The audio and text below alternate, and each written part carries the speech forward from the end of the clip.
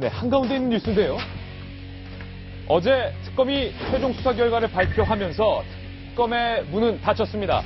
그런데 특검이 밝혀내지 못했던 유일한 영역이 있으니 바로 그 이름하여 우병우입니다. 어제 저희가 특검이 발표한 수사 결과에 대해서 동그라미와 세모와 X로 좀 표시를 해봤습니다. 영역별로. 동그라미는 특검이 사실이 맞다라고 밝힌 것이고 세모는 미처 확인하지 못했다. 특검이 밝힌 겁니다. X는 사실이 아니다라는 겁니다. 대체적으로 뇌물수수에 대해서 특검은 사실이 맞다. 이렇게 조사 결과를 발표했습니다. 그리고 정유라 씨에 대한 이화여대 입시 및 학사 특혜에 대해서도 이것은 사실이다. 문학의 블랙리스트에 대해서도 사실이다. 이렇게 밝혔는데요. 유독 우병우 전 대통령 민정수석 세월호 수사의 방해와 관련된 것에 대해서는 미처 특검이 확인하지 못했다. 우병우 가족회사 정강 자금 관련 등 우 전 수석의 개인 비리와 관련해서는 특검은 확인하지 못했다. 아쉽게도 우병우 이름 석자만 나오면 특검은 확인하지 못한 채 미완의 수사 영역으로 수사 결론을 낸 것이 아쉽습니다. 그래서 특검이 하지 못한 일, 특검이 품은 그 한, 국민들의 열망을 담아서 오늘 저희 도이축구쇼가 특검을 대신할 수는 없겠습니다만 우병우 전 수석에 대한 새로운 의혹을 집중 보도해드리겠습니다. 이 의혹은 특검도 일부분 확인 절차에 있었던 것으로 밝혀진 내용입니다. 이 칼럼, 박용수 특검을 대신하여 우병우 전 수석이 청와대에 입성하자마자 기업들로부터 수억 원을 입금받았다. 오늘 동아일보가 일면에 보도하고 있는데 특검 또한 뭔가 이상한 김체를 눈치채고 수사하려 했었다. 어떤 돈입니까, 그 돈? 글쎄요. 일단은 성격이 두 가지일 예. 텐데, 일단 경위가, 우병우 씨가 민정비서관으로 들어간 게 2014년 5월경입니다. 그리고 그 이후에 우병우 전 수석의 계좌를 이제 확인해 봤더니 수억 원이 들어갔다라는 거죠. 그리고 이것이 이제 가족회사 가족회사 정강 쪽으로 30억에서 40억 원가량 입금된 정황을 파악해서 여기에 대해서 이제 아마 박영수 특검 입장에서는 수사를 하고 있었는데 이게 수사기간 종료됨으로써 이제 검찰에 넘겨있는 그런 상황이 돼버렸는데 지금 입금 기록이 두 개가 나왔는데 일단은 우병우 수석 본인과 가족 명의의 계좌에서 가족회사 정강으로 3, 40억 원이 입금된 정황을 특검이 파악하다 보니까 우병우 전 수석이 청와대 입성 직후에 기업들로부터 수억 원이 입금된 기록을 확인했다. 그렇죠. 이거군요. 근데 이제 기본적으로 이렇게 생각할 수 있죠. 어쨌든 우병우 전 수석은 당시 변호사 생활을 하고 있었기 때문에 어떤 기업인들로부터 이제 수임료를 나중에 받았다라고 이제 생각하면 아주 깔끔한데 그것이 뇌물 성격일 수도 있다라는 겁니다. 왜냐하면 그 민정비서관이라는 그 직위 자체는 사정기관을 총괄하는 곳 아니겠습니까? 관리 감독하고 사실상 엄청난 영향력을 행사하는 예를 들어 법무부 국장과든 3개월 동안 1000여 차례나 전화할 정도로 그 엄청난 자리가 바로 민정수석, 민정비서관 이쪽 자리인데, 그래서 이제 이 이후에, 그러니까 한마디로 청와대 입성 이후에 이렇게 엄청난 돈이 들어갔다면 그것은 사실상 어떤 수사를 받고 있는 기업 쪽에서 넣었다면 이것은 뇌물의 성격일 수 있다. 그러니까는 수임료이냐 뇌물이냐 여기에 대해서 파악을 하려고 하다가 사실상 수사가 중단된 상태인데요. 역시 지금 이제 제2기 꾸리고 있는 그 검찰 특수본의 역할이 아닌가 싶습니다. 이게요. 우병우 수석 입장에서는 박 교수님 잘 아시잖아요. 이렇게 빠져나가려 할 겁니다. 내가 변호사 시절에 내가 맡았던 사건에 해당됐던 기업들이 나에게 정상적으로 지급한 변호사 수임료이다. 그런데 이게 말입니다. 우병우 수석이 청와대에 입성하자마자 민정비서관이 되자마자 자신이 변호사 시절에 맡았던 기업과 얽힌 담당 검사를 찾아가서 만나서 변론을 했던 사실 밝혀지지 않았습니까? 변명을 분명히 우병우 수석이 그렇게 하겠죠. 전 수석이. 바로 그 하나의 어떤 불이 지피면 연기가 나잖아요. 연기를 보고 쫓아가면 불이 나 있지 않습니까? 저는 그 입금의 흔적이 우병우 수사를 위한 좋은 청신호다 저는 생각합니다. 근데 특검이 만약에요. 왜 우병우를 놓쳤냐고 했는데 처음부터 우병우 잡으려고 쫓아다녔으면 아무 수사도 못했을 거예요. 우리가 방금 앵커 말씀대로 결국에는 이제 검찰 수사를 받아야 되는데 한번 기억 한번 거슬러 올라가 보십시오. 우병우 잡으려다가 언론사 아주 큰 언론사 주필까지 날아갔지 않습니까? 묘한 움직임을 주필까지 날아갔다. 잡을 수는 있는 거예요. 날아갈만 했긴 했어요. 물론이죠. 네. 그런데 여기서 중요한 것은 뭐냐면 이제 검찰로 왔어요. 그럼 많은 사람들이 그럽니다. 야, 검찰 너희들 옛날에 처음에 수사 받을 때 우병우 수석이 이렇게 해가지고 이상한 사진 찍혀서 무리를 빚었던 게 있었지 않습니까? 또 그럴 거 아니냐 하지만 이제는 검찰이요. 명예회복을 할 때가 됐어요. 지금 명예회복을 하고 싶어도 어떤 욕을 먹을 수 있냐면 너희들 박근혜 대통령 끝나가니까 미래 권력 때문에 또 수사 야무지게 하냐? 이렇게 이야기하겠지만 우병우 수석은 누굽니까? 자기 식구 아닙니까? 이제는 검찰이 자기 털기를 해야 됩니다. 네. 자기 털기를 해서 우병우 수사, 즉 특검에서 삼성을 비롯한 대통령의 공모를 수사했다는 것이 큰 업적이었다. 블랙리스트가 큰 업적이었다 하면은 이제 검찰은 자기 식구의 털기를 하면서 우병우 수사에 업적을 남기면 검찰이 거듭나는 계기가 되기 때문에 저는 이번 제2기 특보의 가장 큰 과제는 우병우로 시작해서 우병우로 끝난다 이렇게 봅니다. 검찰이 우병우 전담팀을 꾸렸다. 이 뉴스도 지금 보도되고 있는데 윤태곤 실장님, 앞서 검찰이 우병우 수석에 대해서 수사를 하지 못했던 것, 제가 검찰 일각을 취재해 보니까 이렇게 얘기를 하더군요.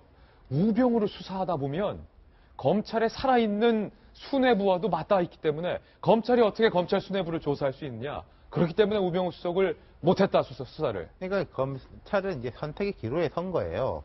요만큼 도려내느냐, 덮고 다음 정권이 돼가지고 이만큼 강제로 도려내을 당하느냐인데, 그 합리적인 판단을 한다면은 스스로 이제 딱 외과 수술을 하는 게 맞겠죠. 저는 이제 검찰이 뭐 정의의 편이라서가 아니라 자기 조직을 생각한다면은 하는 게 맞다고 보고, 이 돈 같은 경우에는 뭐 금방 쉽게 나올 겁니다. 왜냐면요.